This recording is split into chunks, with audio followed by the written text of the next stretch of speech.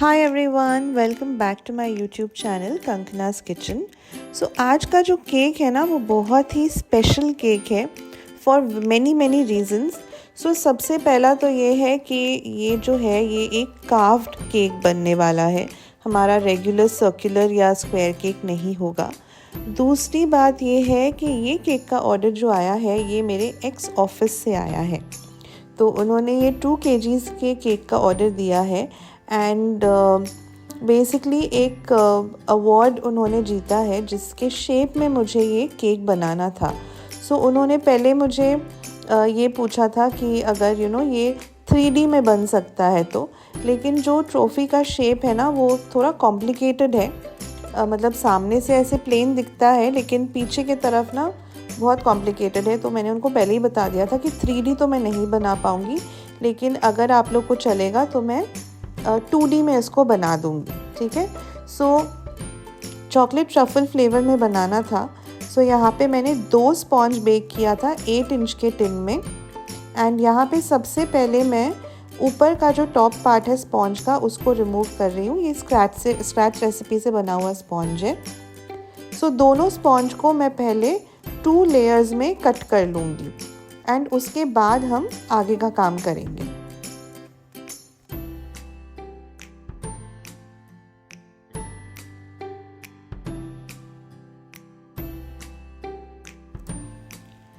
सो sponge को मैंने cut कर लिया है। अब जो ट्रॉफ़ी का शेप है ना उसको मैंने एक A4 पेपर में बना के इस तरह से कट कर लिया था।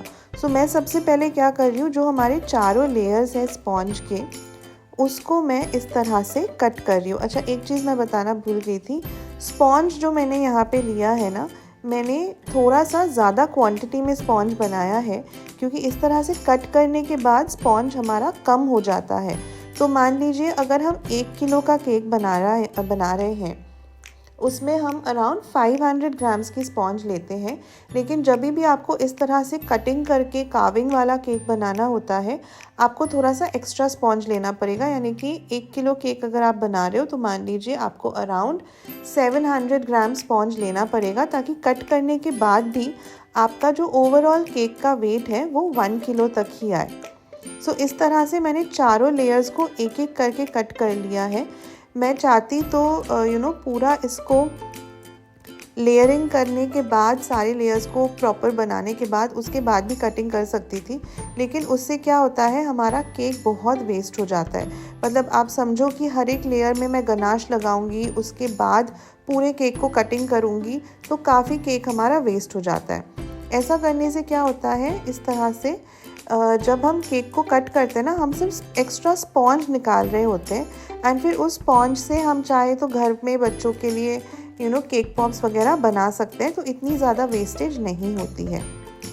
अब यहाँ पे मैंने 14 इंचेस का बोर्ड लिया था और उस पर मैंने थोड़ा सा गनाश लगा के स्पॉन्ज की एक लेयर रख दी है। उसके बाद मैं इसको सोक कर रही हूँ चॉकलेट सिरप के साथ एंड उसके ऊपर हम लगाएंगे एक गनाश की लेयर। ना इस तरह का केक बनाते वक्त आपको बहुत ध्यान रखना है, आपके जो लेयर्स है ना वो बिल्कुल स्ट्रेट कट होने चाहिए, क्योंकि टेढ़ा मेरा अगर कट हुआ ना कहीं से मतलब ऊपर नीचे अगर हो गया आपका स्पॉन्ज तो आपका जो ओवरऑल शेप है वो बराबर से नहीं आएगा।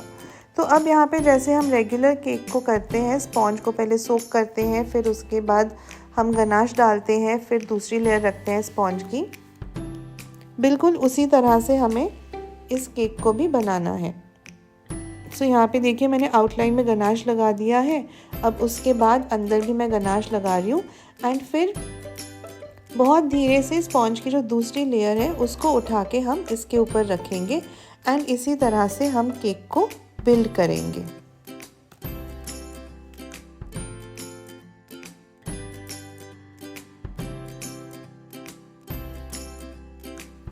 सो केक को इस तरह से अच्छे से मैंने गनाश से ही क्रम कोट कर लिया है एंड उसके बाद इसको हमें 1 घंटे के लिए फ्रिज में रखना है ताकि ये अच्छे से सेट हो जाए। और ये वाले शेप में सबसे ज़्यादा दिक्कत आ रही थी, जो ऊपर की तरफ ऐसे रेक्टेंगल्स बने हुए ना उनके बीच में जब हमें आइसिंग करनी थी तो थोड़ी सी प्रॉब्लम आ रही थी, बिकॉज़ वो जो गैप है वो बहुत ही पतला है एंड बहुत ध्यान से करना था क्योंकि वहाँ पे क्रीम से भी बाद में फ्रॉस्टिंग करनी थी। So that was the biggest challenge in this cake. So 1 घंटे के बाद हमारा गनाश जो है वो बहुत अच्छे से सेट हो गया है। अब हम इसके ऊपर फाइनली क्रीम से आइसिंग करेंगे। सो यहाँ पे मैंने नॉर्मल अपना व्हिप्ड क्रीम लिया है एंड उसमें मैंने थोड़ा सा येलो कलर मिक्स किया है क्योंकि ये जो ट्रॉफ़ी है ना, ये रियल ट्रॉफ़ी जो है वो गोल्डन कलर की है। तो ये केक भी मुझे गोल्डन कलर का ही बनाना था, तो इसीलिए बेस कलर जो है उसे मैं येलो करूँगी ताकि इसके ऊपर हम बहुत ईज़िली गोल्डन कलर चढ़ा सकें।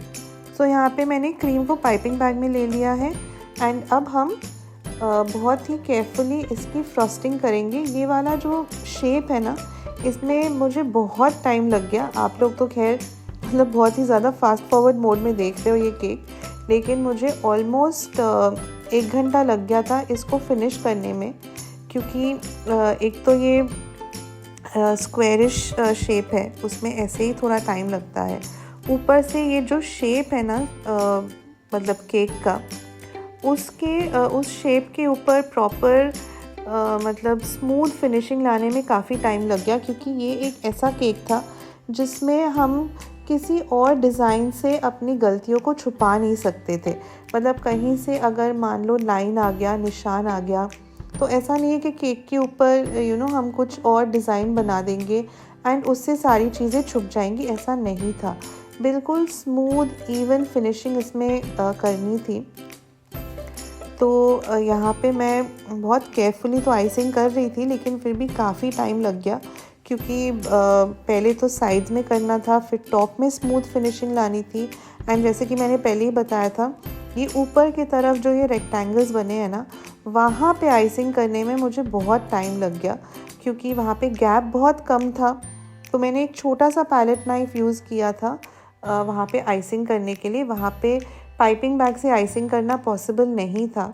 सो इस तरह से मैं पैलेट नाइफ़ यूज़ करके ही वहाँ पे थोड़ा थोड़ा क्रीम लगा रही थी एंड जितना हो सके उसको मैं स्मूथ करने की कोशिश कर रही थी।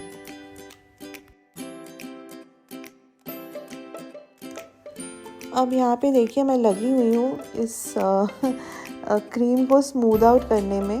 मैं कहीं पे कभी पैलेट नाइफ़ यूज़ कर रही हूँ, कभी वो सॉफ्ट वाला स्क्रैपर यूज़ कर रही हूँ एंड लेकिन वो सेटिस्फैक्शन नहीं मिल रहा था, क्योंकि कहीं पे मैं स्मूथ करने जा रही हूँ तो वहाँ पे थोड़ा क्रीम ज़्यादा लग रहा था, फिर पीछे की तरफ मैं फिनिशिंग करने जा रही हूँ तो एजेस शार्प नहीं आ रहे थे, राउंड एजेस हो रहे थे। तो मेरा तो दिमाग बहुत ही ख़राब हो रहा था। मुझे लगा कि भाई मतलब ये केक तो आज बनेगा ही नहीं। सो एनीवेज़ जैसे तैसे करके मैंने इसको फिनिशिंग दिया। हालांकि मैं बहुत सेटिस्फाइड तो नहीं थी इसके फिनिशिंग से। पता नहीं अब कहाँ पे क्या प्रॉब्लम हो रही थी, बट काफ़ी कुछ करने के बाद भी थोड़ा बहुत फिनिशिंग इसमें आ गया था। अब क्योंकि मुझे इसके ऊपर गोल्डन कलर करना था, यहाँ पे इस तरह से ना एक गोल्डन स्प्रे आता है जो आप यूज़ कर सकते हो, या फिर आप लस्टर डस्ट से भी इसे गोल्डन बना सकते हो। सो मैंने ये जो हमारा शिमर पंप आता है उसके एक ट्यूब में गोल्डन लस्टर डस्ट लिया है और उसमें मैंने डाल दिया है थोड़ा सा इवेपोरेक्स, जिससे कि ये लिक्विडी मिक्सचर बन जाएगा। नाउ लस्टर डस्ट एंड इवेपोरेक्स का यहाँ पे कोई एग्जैक्ट मेजरमेंट नहीं है, आपको बस उतना ही इवेपोरेक्स डालना है ताकि आपका जो ये लिक्विड है वो बहुत ज़्यादा लिक्विडी नहीं हो जाए, क्योंकि अगर ज़्यादा लिक्विडी हो जाएगा तो ये पूरा बह के नीचे की तरफ गिर जाएगा, ठीक है। और ज़्यादा गाढ़ा भी नहीं होना चाहिए, क्योंकि अगर ये पेस्ट जैसा बन जाएगा तो ये आपके इस पाइप से निकलेगा नहीं, ठीक है। सो यहाँ पे इस तरह से मैं इसी पाइप के मदद से, मतलब शिमर पंप की मदद से मैं इसको पूरा इस तरह से गोल्डन लस्टर डस्ट से कवर कर रही हूँ।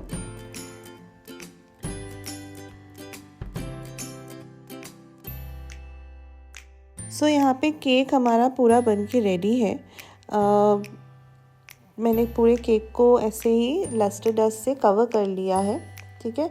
एंड ये जो लस्टर डस्ट आपका बच जाता है ना पाइप में, उसको मतलब ट्यूब में, उसको फेंकना नहीं, क्योंकि जैसे ही वो इवेपोरेट हो जाएगा वो वापस आपका लस्टर डस्ट पाउडर फॉर्म में आ जाएगा। अब बस इसके ऊपर मुझे एक वो ट्रॉफ़ी का जैसे टैग होता है ना, जिस पे ट्रॉफ़ी का नाम एंड कंपनी का नाम लिखा होता है, वो मुझे लगाना था बस इसके ऊपर, एंड फिर केक हमारा कंप्लीट हो जाएगा।